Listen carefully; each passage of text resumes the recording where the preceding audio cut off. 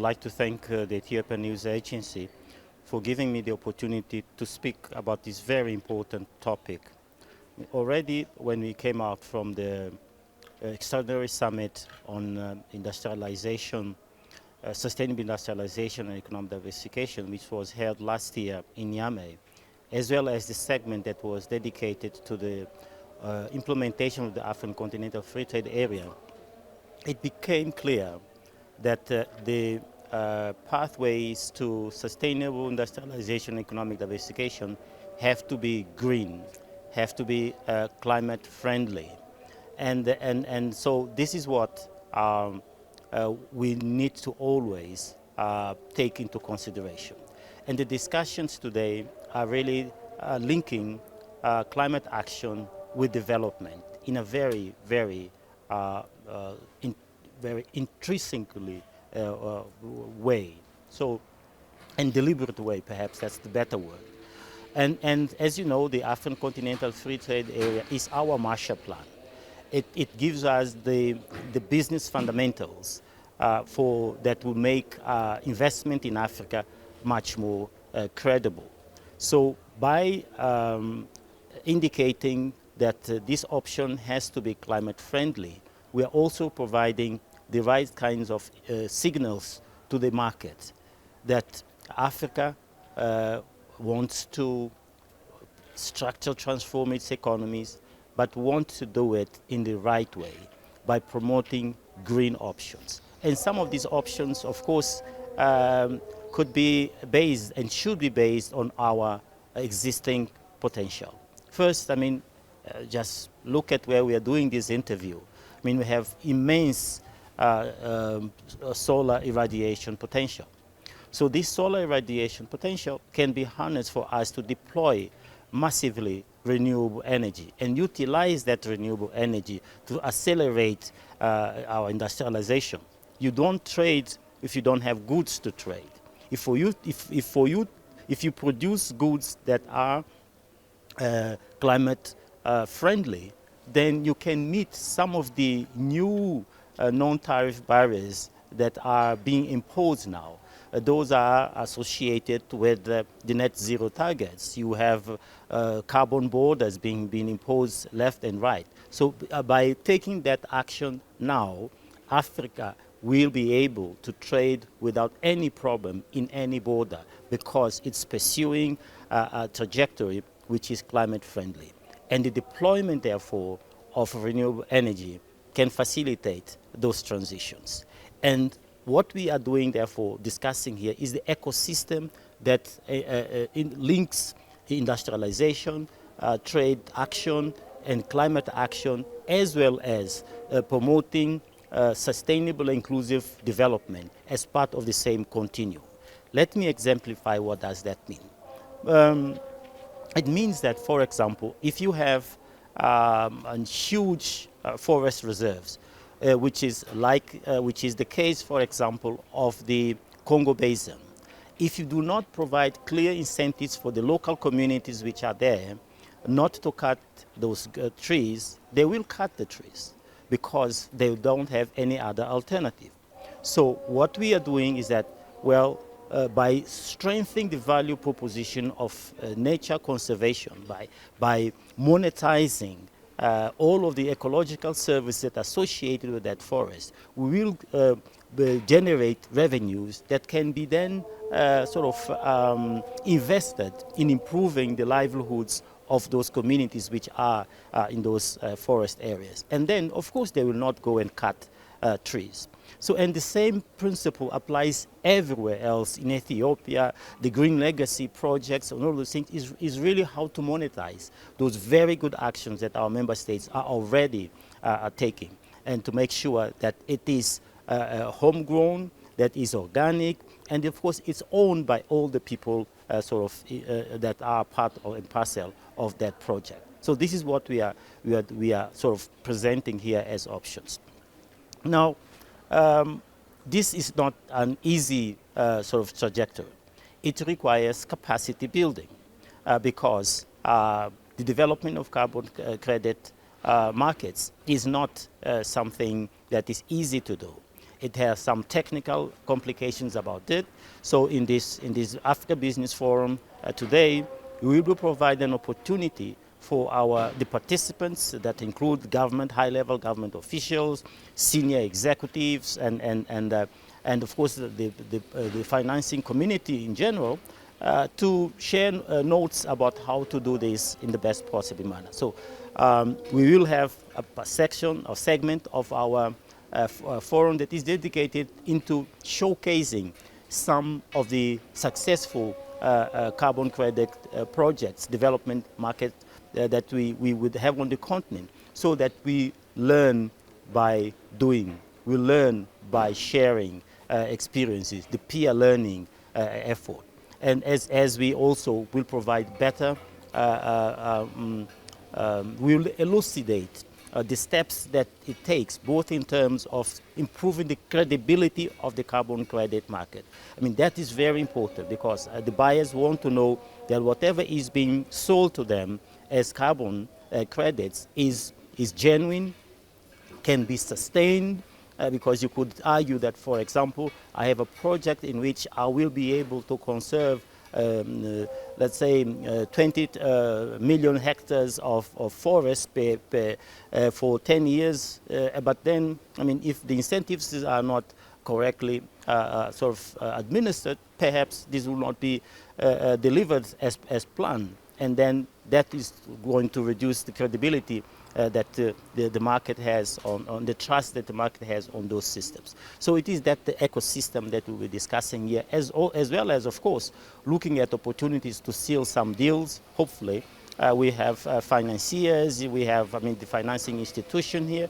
We're very happy to hear that, for example, institutions like the African Bank are considering the carbon credit market, the development of carbon credit market, as a growth area. So this is important, because we have homegrown, African institutions that will be looking at this particular market.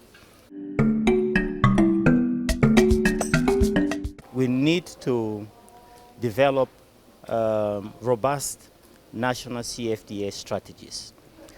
This is basically an effort to try and make sure that the African Continental Free Trade Area serves everyone, big and small countries, if we can use those kinds of qualifications, rich and poor countries, that everyone benefits from it. So one of the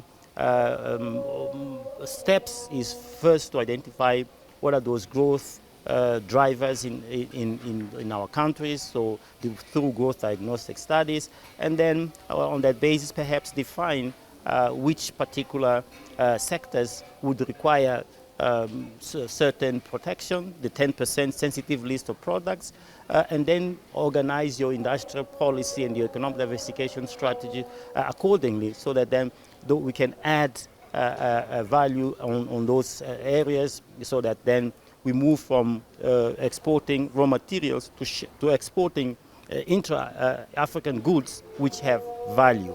So that's a very important part, and we are very happy that and proud that we have contributed to the formulation of at least 28 of those national CFTA strategies. Then implementation, of course, becomes important. Implementation needs to be based on a clear understanding of what needs to be, what steps, again, from that will take from where we are today, essentially trading on goods which are not processed, to where we want to add more value. What is it that we need to establish in terms of institutions, investments, addressing some of the binding constraints to increase intra-African trade. Some of them have to do with the hard infrastructure, so we don't have the necessary infrastructure linking markets. Others have to do with the soft infrastructure, the legal, regulatory environment. Our laws and regulations currently might not be aligned with the imperatives of the African Continental Free Trade Area.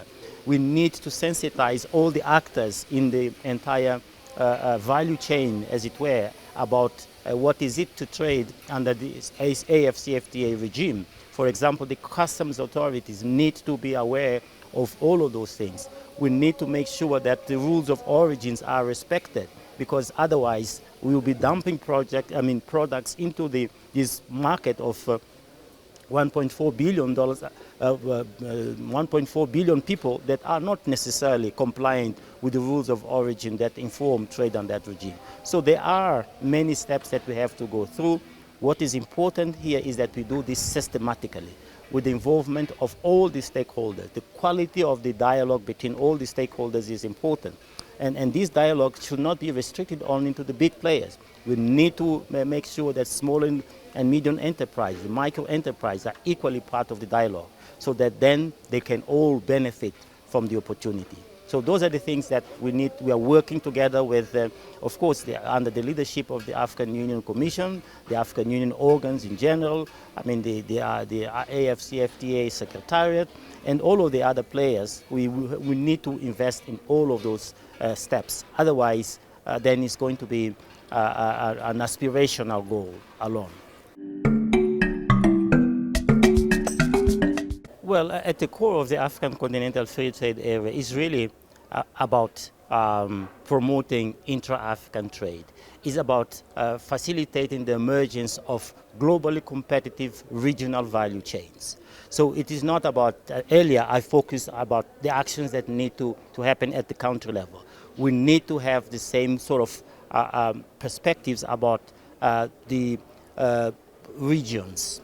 And so we applaud certainly the steps that Ethiopia is taking with a view to integrating its production systems with the rest of the opportunities in IGAD, in Eastern Africa in general, and the rest of the world already, of course. Already, of course, that's what I was going to say, Ethiopian Airlines is playing a very, very important integrating role. As the largest carrier on the continent, it's already facilitating the movement of people across the continent and beyond the continent. During COVID-19, they developed a huge capacity to the cargo capacity that enable, trade to continue, notwithstanding all of the lockdowns and that we've experienced.